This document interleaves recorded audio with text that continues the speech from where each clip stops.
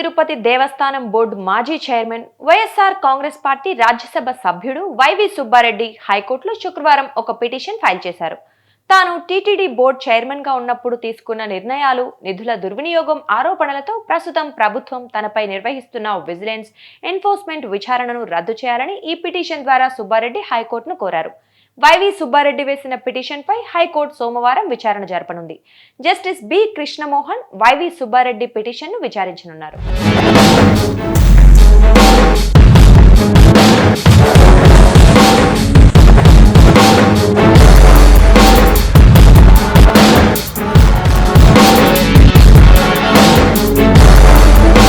ఇంతకీ వైవి సుబ్బారెడ్డి తన పిటిషన్లో ఏం చెప్పారు అనే విషయానికి వస్తే, తాను తీసుకున్న నిర్ణయాలపై వివరణ ఇవ్వాలని విజిలెన్స్, ఎన్ఫోర్స్మెంట్ ఎస్పీ వైవి సుబ్బారెడ్డిని కోరారు.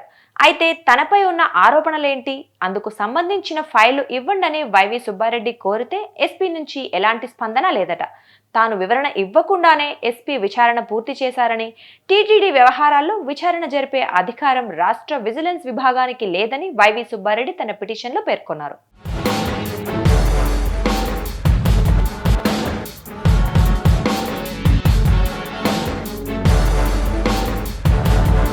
టీటీడీకి స్వయం ప్రతిపత్తి ఉందని, అంతర్గత విషయాలను విచారించడానికి సొంత విజిలెన్స్ విభాగం ఉందని వైవి సుబ్బారెడ్డి పిటిషన్లో తెలిపారు. కాబట్టి రాష్ట్ర విజిలెన్స్ విచారణ ప్రక్రియను నిలువరిస్తూ మధ్యంతర ఉత్తర్వులు ఇవ్వాలని హైకోర్టును అభ్యర్థించారు. ప్రభుత్వ ప్రధాన కార్యదర్శి, సాధారణ పరిపాలనా శాఖ ముఖ్య కార్యదర్శి, TTD EO, vigilance, enforcement director, ఎస్పీలను ప్రతివాదులుగా వైవి సుబ్బారెడ్డి పేర్కొన్నారు. మరి దీనిపై హైకోర్టులు ఏమని తీర్పిస్తుందో సోమవారం తెలుస్తుంది.